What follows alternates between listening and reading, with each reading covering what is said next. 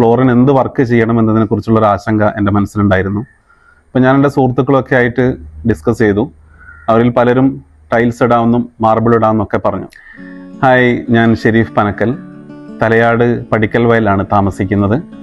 സൗദിയിലെ ബുറൈദയിൽ ദീർഘകാലമായിട്ട് പ്രവാസ ജീവിതം നയിച്ചുകൊണ്ടിരിക്കുകയാണ്.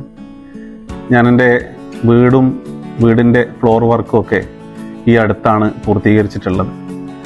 വീടിന് എന്ത് വർക്ക് ചെയ്യണം, ഫ്ലോറിന് എന്ത് വർക്ക് ചെയ്യണം എന്നതിനെക്കുറിച്ചുള്ളൊരു ആശങ്ക എൻ്റെ മനസ്സിലുണ്ടായിരുന്നു. അപ്പോൾ ഞാൻ എൻ്റെ സുഹൃത്തുക്കളൊക്കെ ആയിട്ട് ഡിസ്കസ് ചെയ്തു. അവരിൽ പലരും ടൈൽസ് ഇടാമെന്നും മാർബിൾ ഇടാമെന്നൊക്കെ പറഞ്ഞു. പക്ഷേ ഒരു നാച്ചുറൽ പ്രൊഡക്റ്റ് എന്ന നിലക്ക് മാർബിൾ തന്നെ ചൂസ് ചെയ്യാമെന്നാണ് അവസാനം ഞാൻ എടുത്ത തീരുമാനം. അതിനുശേഷം ഈ മാർബിൾ എവിടുന്ന് പർച്ചേസ് ചെയ്യും എന്നതിനെക്കുറിച്ചായി ചിന്ത. അങ്ങനെ അന്വേഷണത്തിനൊടുവിലാണ് ബാലുശ്ശേരി റാഡോ സ്റ്റോണിലേക്ക് എത്തുന്നത്. ബാലുശ്ശേരി റാഡോ സ്റ്റോണിൽ വെച്ചാണ് ഞാൻ എൻ്റെ മനസ്സിലുള്ള ഗോൾഡൻ മോർച്ചാന എന്ന ഈ മാർബിൾ ഞാൻ പർച്ചേസ് ചെയ്യുന്നത്.